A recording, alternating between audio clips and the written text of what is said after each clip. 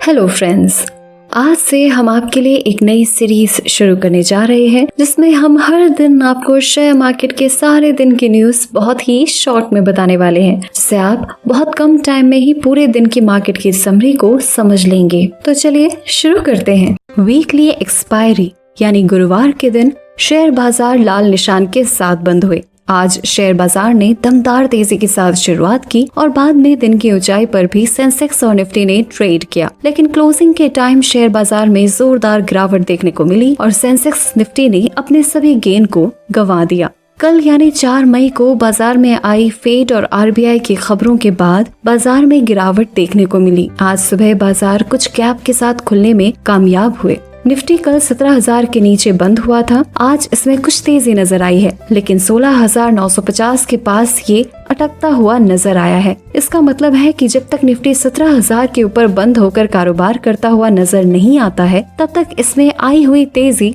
टिकती हुई नजर नहीं आएगी। इसका स्ट्रक्चर नेगेटिव ही नजर आ रहा है।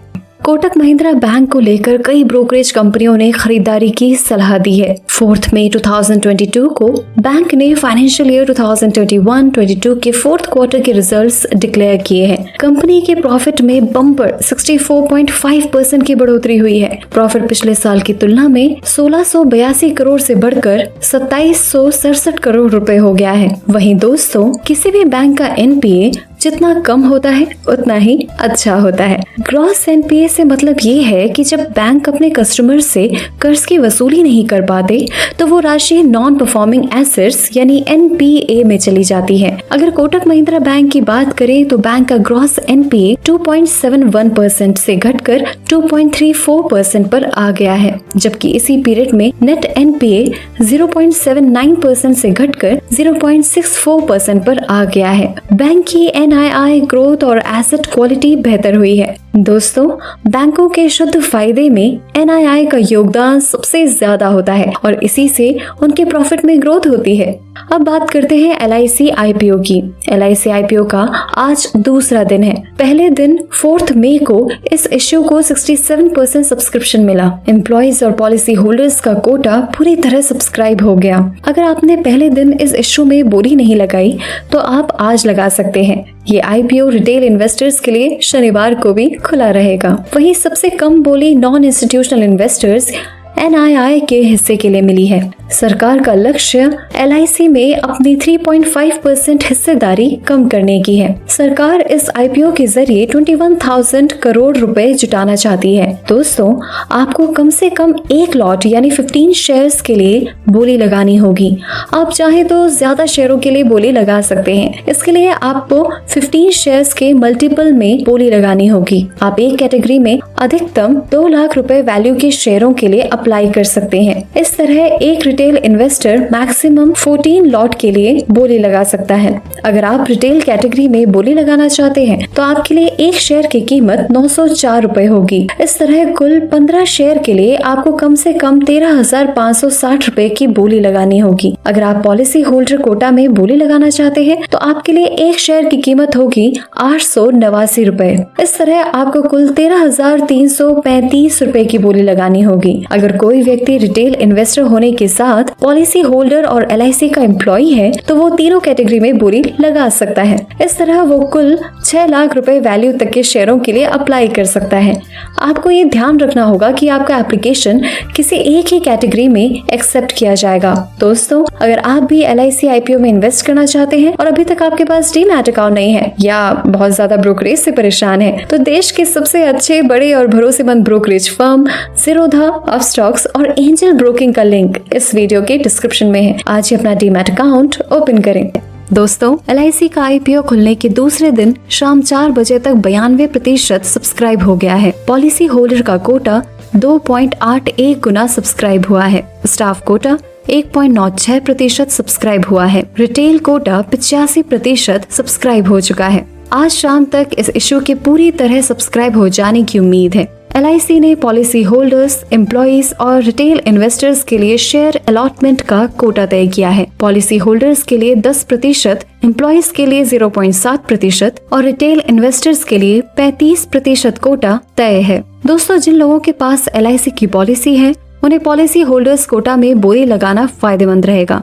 दरअसल रिटेल इन्वेस्टर्स के लिए 35% कोटा रिजर्व है, जबकि पॉलिसी होल्डर्स के लिए 10% कोटा तय है। पॉलिसी होल्डर्स का कोटा भले ही 10% है, लेकिन इसमें शेयरों का अलॉटमेंट प्रोपोर्शनल इशू पर होगा। इसका मतलब है कि बोली लगाने वाले को कुछ शेयर जरूर मिलेंगे। अगर आप पॉलिसी होल्डर हैं और आपके पास पैसा है तो आप 2 लाख रुपए की लिमिट तक बोली लगा सकते हैं। चूँकि शेयरों का अलॉटमेंट प्रोपोर्शनल इशू पर होगा, इसलिए ज्यादा बोली लगाने वाले को ज्यादा शेयर अलॉट होने की उम्मीद है। इसलिए अगर आप ज्यादा शेयरों के लिए बोली लगाते हैं तो आप उस व्यक्ति के मुकाबले ज्यादा शेयर अलॉट होने की उम्मीद कर सकते हैं जिसने सिर्फ 1 लॉट के लिए बोली लगाई होगी।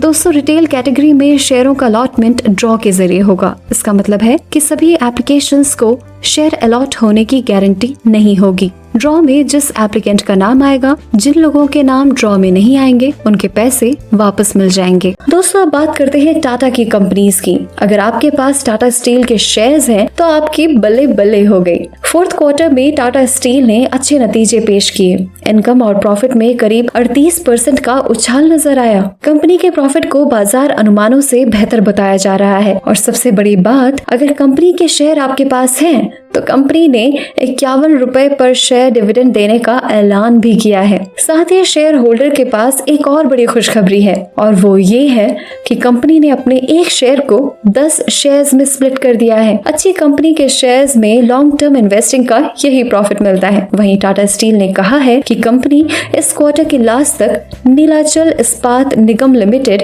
यानी NINL का अधिग्रहण पूरा कर लेगी।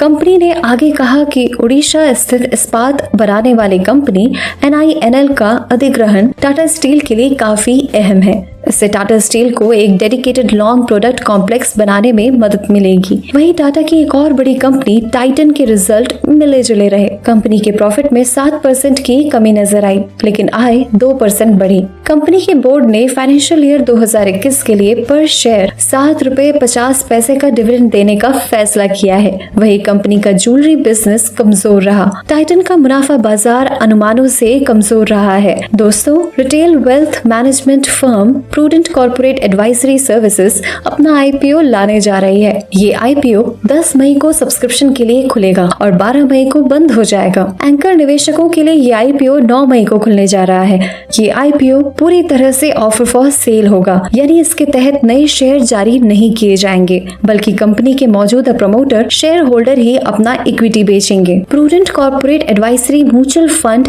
डिस्ट्रीब्यूशन के कारोबार में है। कंपनी फंड्स बाजार, prudent connect, policy world, vice basket, pro बाजार और क्रेडिट बास्केट के जरिए डिजिटल वेल्थ मैनेजमेंट सर्विसेज उपलब्ध कराती है। दोस्तों, टाटा ग्रुप की दमदार company Tata consumer product limited ने मार्च क्वार्टर के नतीजे पेश कर दिए हैं। क्वार्टर नतीजों के मुताबिक कंपनी के नेट प्रॉफिट में 3 गुना बढ़ोतरी दर्ज की गई है। टाटा कंज्यूमर का नेट प्रॉफिट करीब 240 करोड़ रुपए हो गया है और कंपनी के रेवेन्यू में भी बढ़ोतरी दर्ज की गई है। दोस्तों, लॉजिस्टिक्स सेक्टर की कंपनी डिलीवरी लिमिटेड का इनिशियल पब्लिक ऑफर यानी IPO 11 मई से इन्वेस्टर्स के लिए खुल रहा है और इसके लिए 13 मई तक बोली लगाई जा सकती है। कंपनी ने अपने IPO के लिए 462 से 487 रुपए पर शेयर का प्राइस बैंड तय किया है। इस तरह 487 रुपए के ऊपरी प्राइस बैंड पर कंपनी की वैल्यू करीब 35,283 करोड़ रुपए बैठती है। डिलीवरी IPO के शेयरों का अलॉटमेंट 19 मई को होगा